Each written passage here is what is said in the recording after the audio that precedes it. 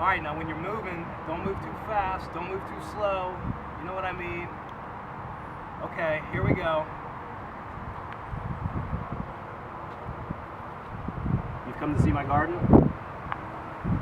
Okay. Let's have a look. We'll cut through the house.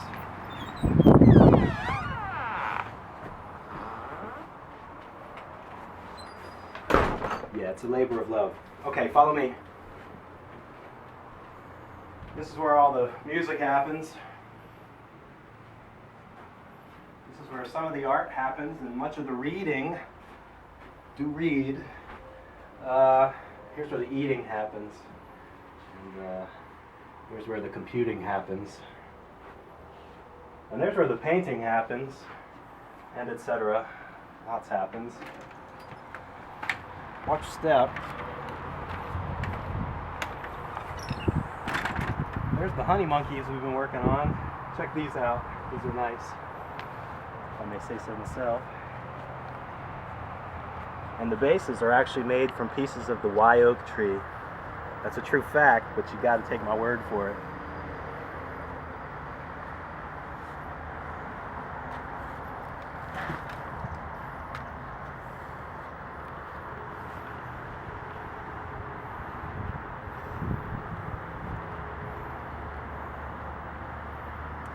So over here is where I catch, it's kind of primitive, but I'm going to upgrade it all soon. How I catch rainwater off the roof there.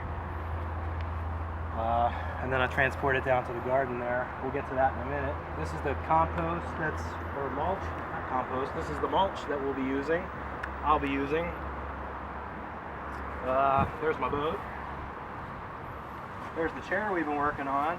That's going to something downtown, an auction or something. I'm not sure exactly. But sit down in it sometime. This is going to be my pumpkins, my pumpkin cages. The carpets, they help to keep the moisture in and keep the weeds out, and the worms seem to like it. There's my nasturtium, chives, onions, more onions. A million different herbs that I'm starting to experiment with. Can you hear me, by the way? Okay. This is my water tanks here. I take all the rainwater from over there and I dump it into over here just to store it. And then it all goes into this main tank here. I put compost in there, mix it with the water. Makes kind of a brown water that I wouldn't want to drink, but the plants seem to sure like it. So 98% of this I water by hand and by rain. That is true. In the middle of the summer I might have to turn the hose on once or twice. Strawberries,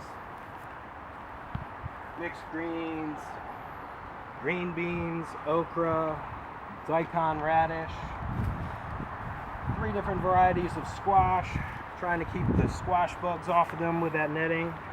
This is my melons, cucumber, cantaloupe. Under here we've got winter squashes, butternut and acorn. Here, we'll look at them real quick. Lots of plants in those rows there, but the beds are filled with lots of really, really rich soil, so they can handle being a little closer together. This is my potatoes. Again, planted a little closer than you might ordinarily, but the soil is really rich. I keep putting compost and more mulch and more compost and more mulch and keep building it up, and the carpets there hold the moisture in and they do well. There's turnips. I'm going to pick those this evening. There's some spinach, carrots, beets. Over there you've got cucumbers starting to take off, tomatoes. I want to mention that I do all this from seed, though they're not all my own seeds yet. I'm working towards that. I bought the seeds. Under this netting we've got basil and radishes and mustard greens and more turnips and more carrots, purple carrots. I've never grown purple carrots before. Here we've got sugar snap peas.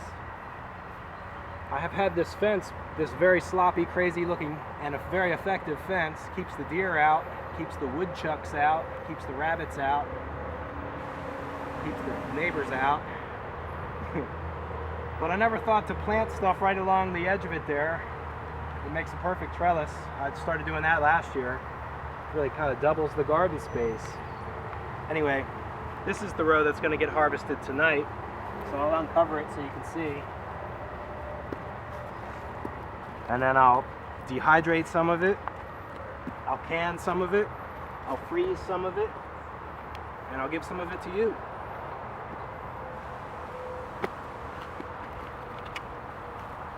These row covers are the water and the light gets right through them. Protects the plants from bugs. Plants that need pollination, gonna need to remove the covers so that the bees can get in. But these ones don't need pollinating. Spinach, Swiss chard, looking real good. Collard greens. Strawberry spinach, that's an experiment. It's supposed to produce little red berries. Cauliflower and broccoli. More radishes. I really like radishes. Yeah, we could probably find radishes in 6 different spots around here. So that's out there. That's where I do all my composting. The newest, I compost just anything I can get my hands on, really. Goes into the tank on the left. And then when that one fills, I move it one to the right, etc. So then the last one is the oldest, and it gets fed to the worms. Here, let's look at the worms. It's over there by the trailer.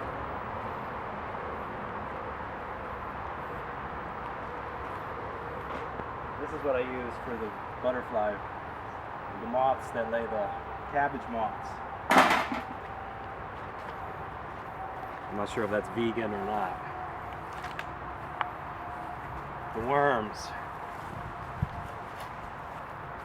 Just started doing the worms this year.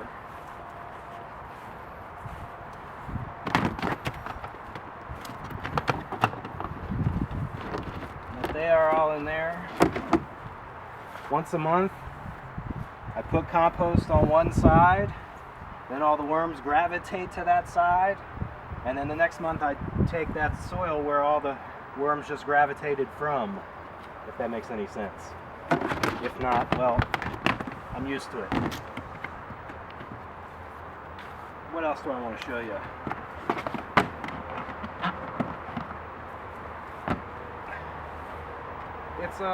It's been a lot of work. It looks like this is going to be my last season here.